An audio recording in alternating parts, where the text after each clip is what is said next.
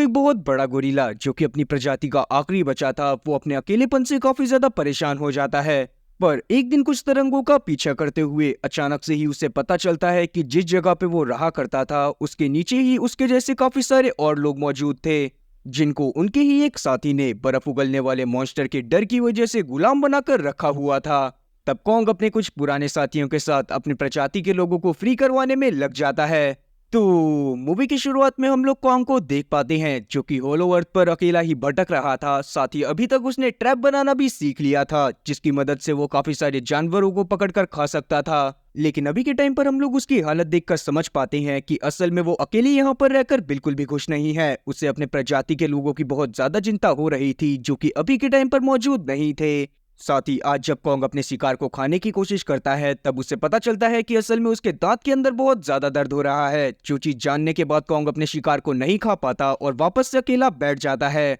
तभी अचानक से उसे किसी के रोर करने की आवाज सुनाई देती है, जिसका पीछा करते हुए उसे लगने लगता है कि शायद ये उसकी प्रजाति के लोग ही हो सकते हैं।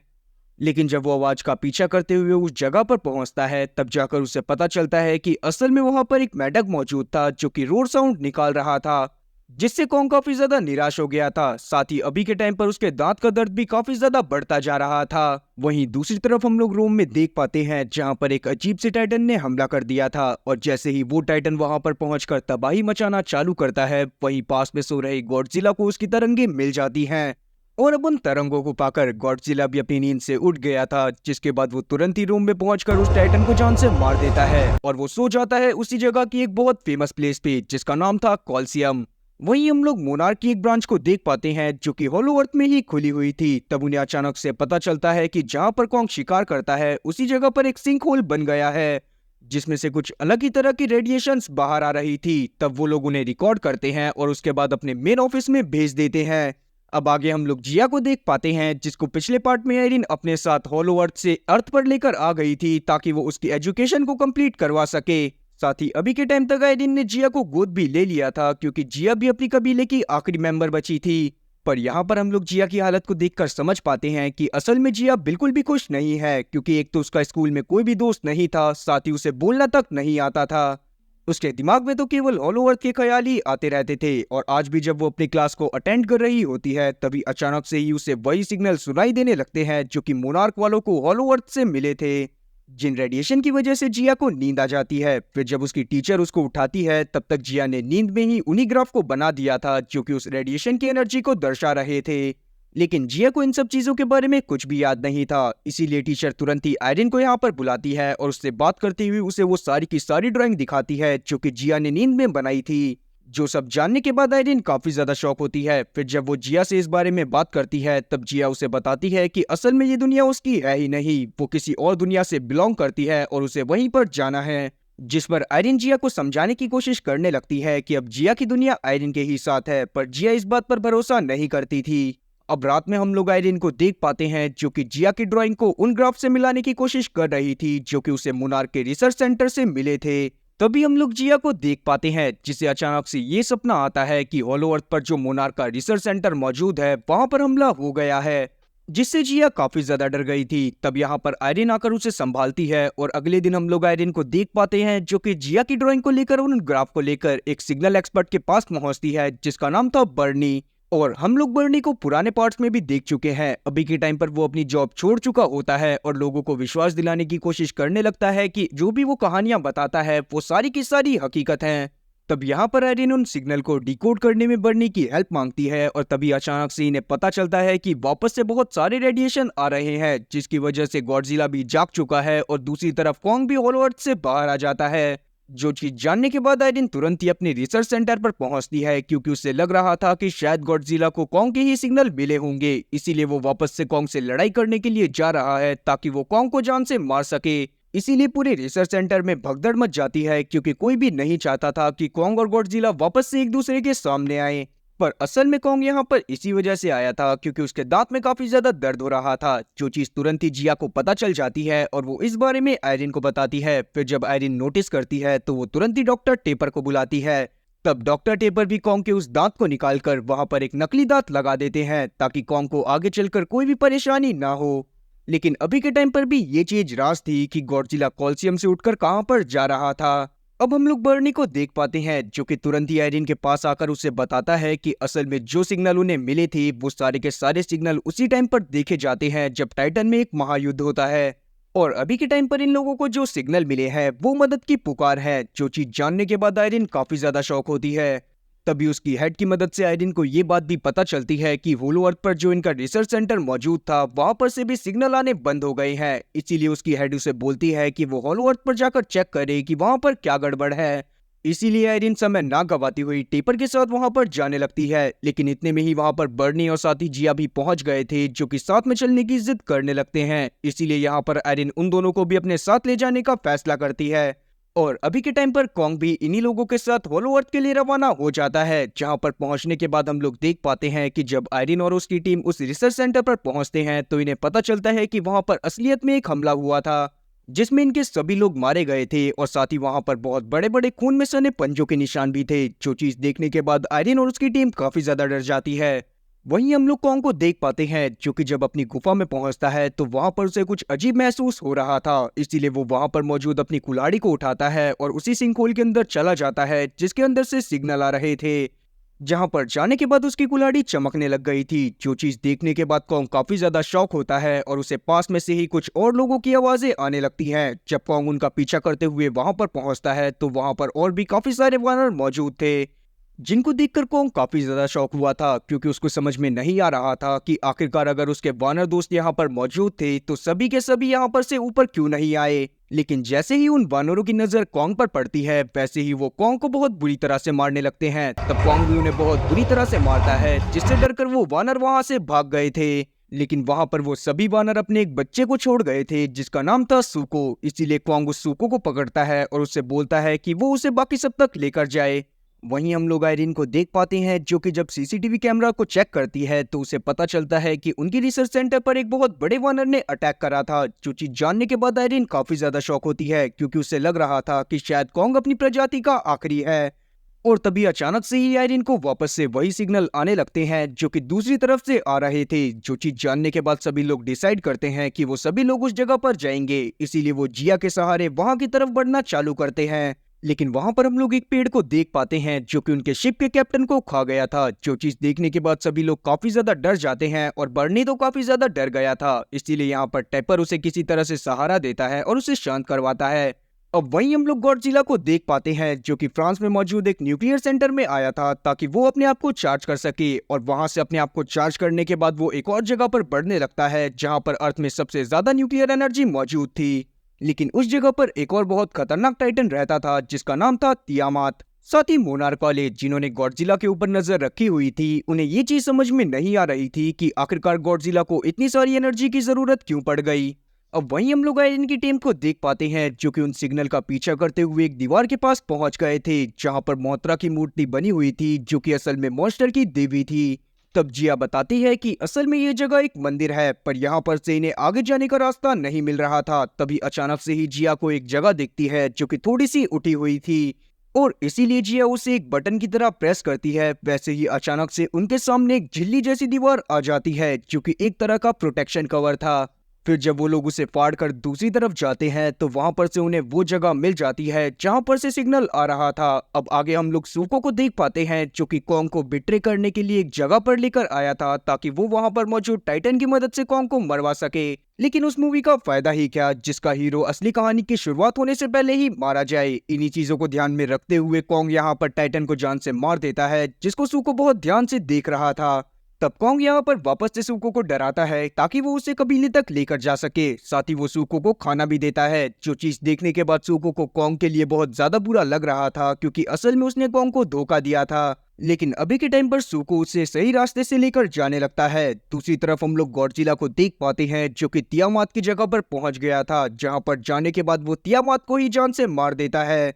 फिर वो वहां पर मौजूद सभी न्यूक्लियर एनर्जी को सोखने लगता है और बन जाता है सुपरचार्ज्ड। वहीं हम लोग आयरन की टीम को देख पाते हैं जो कि एक और ट्राइबल ग्रुप से मिलती है जिसका नाम था ईव ग्रुप। और ये चीज देखने के बाद आयरन काफी ज्यादा शॉक होती है क्योंकि उसे लग रहा था कि शायद ईव ग्रुप पूरी तरह से खत्म हो गया है। और क्योंकि जिया भी उसी ग्रुप से बिलोंग करती थी इसीलिए जिया उन सभी लोगों से बात करती हुई उन्हें महारानी के पास चलने को बोलती है। और जब ये लोग वहां पर पहुंचते हैं तब हम लोग जान पाते हैं कि असल में वहां पर जितने भी लोग मौजूद हैं उनमें से कोई भी बात नहीं करता, वो एक दूसरे से टेलीपैथी के जरिए बात करते हैं। और अभी के टाइम पर ये लोग जहाँ पर रह रहे थे वहां पर काफी सारे पोर्टल्स मौजूद थे जिनकी मदद से अर्थ पर कहीं पर भी आया जाया जा सकता था। अब जब जिया वहां पर मौजूद क्वीन से मिलती है तो क्वीन उसका हाथ पकड़ने के बाद ये बात जान जाती है कि असल में जिया स्कल आइलैंड पर मौजूद उनके ही कबीले की एक आखिरी सदस्य है। और ये चीज जानने के बाद कि आयरिन ने जिया को गोद लिया है, क्वीन बाकी सबको भी छोड़ देती है, जिसके बाद वो इन सभी लोगों से बहुत अच्छे से बात करती है और इन्हें बताती है कि इन्हीं लोगों ने इस बार गॉडजिला को जगाया है। और ऐसा इसीलिए क्योंकि अभी के टाइम पर यहाँ पर एक बहुत बड़ा युद्ध होने वाला है। जो चीज जानने के बाद सभी लोग काफी ज्यादा शौक होते हैं। तब क्वीन इन सभी लोगों को एक रूम में लेकर जाती है जहाँ पर वो एक कहानी बताना चालू करती है, जिसके अनुसार पहले के समय में अर्थ और साथ ही होलो अर्थ के लोग मिलजुल कर रहा करते थे। होलो अर्थ पर काफी ज्यादा टाइटन्स थे, इसीलिए उन्होंने डिसाइड करा कि वो 2 टाइटन्स को चुनेंगे ताकि वो सभी लोगों की हिफाजत कर सके। इसीलिए गॉडजिला को नेचर की हिफाजत करने के लिए चुना गया, साथ ही वहां पर मौजूद कॉन्ग की टीम को चुना गया ताकि वो इंसानों की रक्षा कर सके।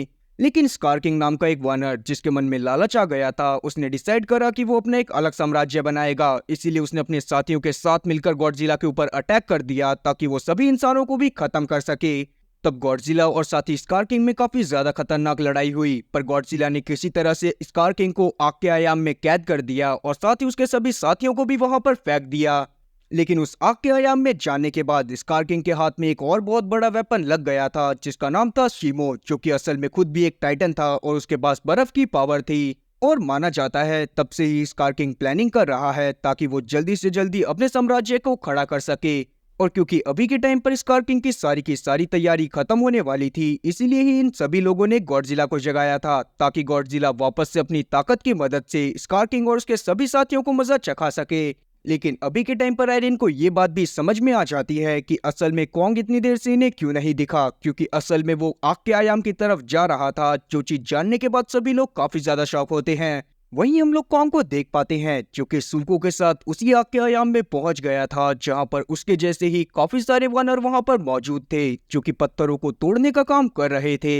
जो चीज देखने के बाद कॉन्ग काफी ज्यादा शॉक होता है क्योंकि इतने टाइम से वो यहाँ पर मौजूद था फिर भी उसे इस जगह के बारे में कोई भी भनक नहीं लगी थी। और तभी वहां पर कॉन्ग एक बूढ़े वानर को नोटिस करता है, जिससे जब पत्थर नहीं उठाया जाता तभी यहाँ पर गार्ड आकर उसे बहुत बुरी तरह से मारने लगता है। तब कॉन्ग जाकर उस बूढ़े वानर की मदद करने लगता है, जिससे वहां पर मौजूद सभी गार्ड कॉन्ग के ऊपर गुस्सा हो गए थे। और जैसे ही वो एक घुसपैठियों को उनके ग्रुप में देखते हैं वो तुरंत ही उसके ऊपर अटैक करने की कोशिश करने लगते हैं। लेकिन कॉन्ग भी कम नहीं था, वो एक ही घुसन में यहाँ पर मौजूद एक गार्ड को बेहोश कर देता है। और तभी यहाँ पर स्कार किंग भी पहुंच जाता है जो कि यहाँ पर कॉन्ग से ही लड़ाई करने के लिए आया था। तब कॉन्ग और स्कार किंग में लड़ाई होने लगती है और अपने हंटर को यूज करते हुए स्कार किंग यहाँ पर कॉन्ग को एक जख्म दे देता है। साथ ही हम लोग जान पाते हैं कि स्कार किंग के हंटर में क्रिस्टल लगा हुआ था जिसकी मदद से ही वो शीमो को कंट्रोल करा करता था।